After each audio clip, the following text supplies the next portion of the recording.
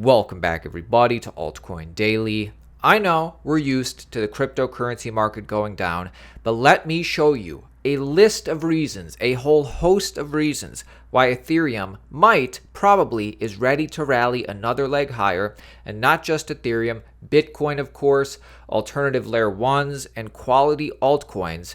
We'll start here. Smash this like button. A big reason why crypto might be headed higher in the short term is because the parabolic rise looks pretty well broke for DXY. This is showing the strength of the dollar.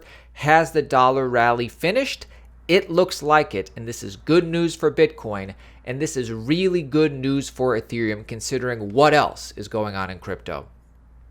Ethereum is heading for its highest weekly close in 2 months. Ethereum actually continues to outperform Bitcoin as investors pile in ahead of the long-awaited merge that is now slated for September.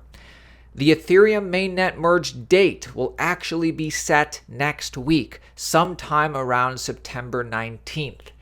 And it just seems like so much is coming together for Ethereum for cryptocurrency. For instance, Facebook's Meta, the parent company behind Facebook, Instagram, now has added support for third-party wallet connections like Metamask, like Trust Wallet, like Rainbow on Instagram, meaning you can hold your own keys with the most popular third-party wallets for the Ethereum and cryptocurrency ecosystem. Huge for adoption, and plenty of metrics continue to look pretty decent.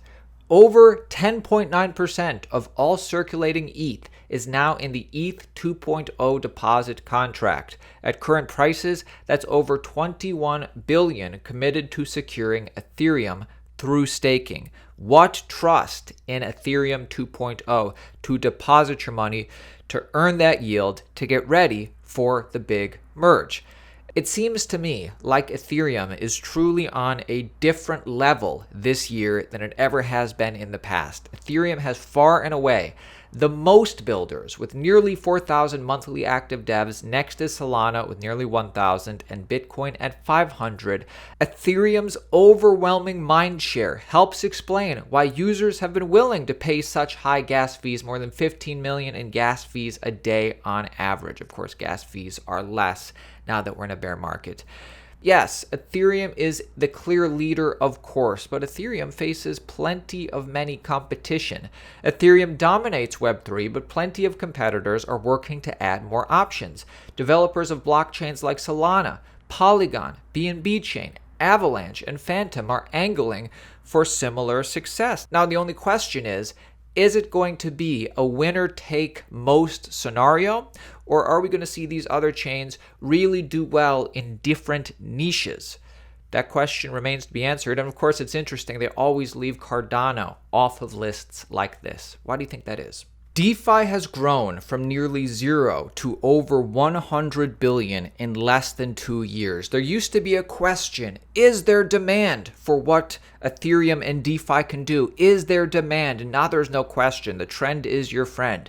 Demand for DeFi and digital dollars has increased dramatically in recent years. For the underserved and the more than 1.7 billion who are unbanked, 1 billion of whom have mobile phones, crypto offers a shot at financial inclusion.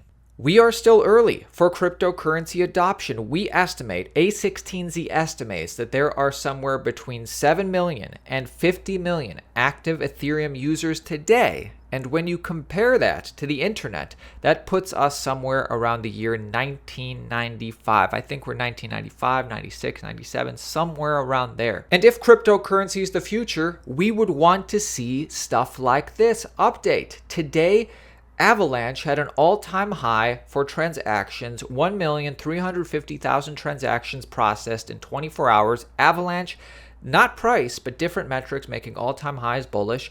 Ticketmaster just put out a job ad for a senior product manager for NFT integration. This is the kind of stuff I would want to see if cryptocurrency is the future. And beyond that, the industry is getting cleaned up. Not as fast as I would like, but it's certainly happening. Things are getting shaken out, and some companies survive, some companies don't. And we want to see companies implement best practices as much as they can. Voyager plans to reopen withdrawals next week. Voyager Digital says that it has gained court approval that will allow customers to withdraw funds from FBO accounts at the Metropolitan Commercial Bank. The company says that it plans to reopen withdrawals on August 11th with a limit of 100,000 per day. Voyager initially suspended withdrawals and other account activities, of course, on July 1st before filing for bankruptcy on July 5th. Blue chip cryptocurrency companies and protocols like Optimism, Ethereum Layer 2 Optimism, or like blue chip lending and borrowing protocol on Ethereum Aave are two great examples of companies that just continue to build and deliver whether the price is up or down. In this case, Ethereum users flock to Optimism for Aave liquidity mining launch. Users lending and borrowing assets on Aave through Optimism's Layer 2 chain can now earn additional OP token rewards. The Ethereum L2 network announced the start of its latest liquidity mining program Thursday, part of what the chain is calling OP Summer.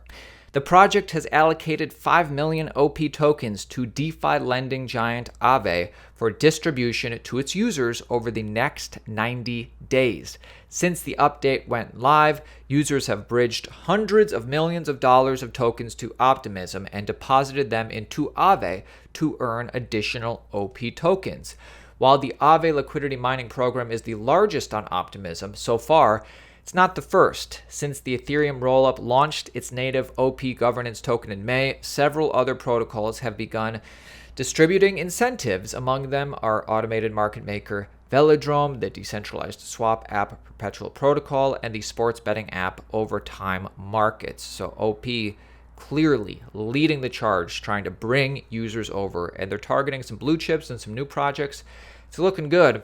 And speaking of Aave, like I said, Aave is still working and figuring things out. Aave proposal would cut off Fantom amid security fears. An Aave governance proposal suggests removing Fantom integration amid so many recent DeFi bridge hacks. Is the multi-chain narrative sinking fast? I mean, is this right, wrong? I think it's smart. While, bridges are still getting built, they don't want to put their users at risk. So they're saying maybe we should cut Fantom off. We'll keep you updated on this. My name is Aaron at Altcoin Daily. You subscribe to this channel. Look forward to our Mark Cuban interview tomorrow. It's really good, and I'll see you tomorrow. Like the Chinese government out in Beijing, cryptocurrency, it's a real thing. Bitcoin and Ethereum, if you got a lot of that, you're a wealthy man. But if you go to the Republic of China, get a little coin out, yeah, it's a shiner. See all the sunlight reflect off the currency. They're not doing that well though currently. A trade war coming on between here and China. Yeah, the White House in fear saying, oh God, yeah, we got those tariffs. Gotta keep the money in that balance. If you don't study it fiscally, there's no laughs in here, it's a risk for me.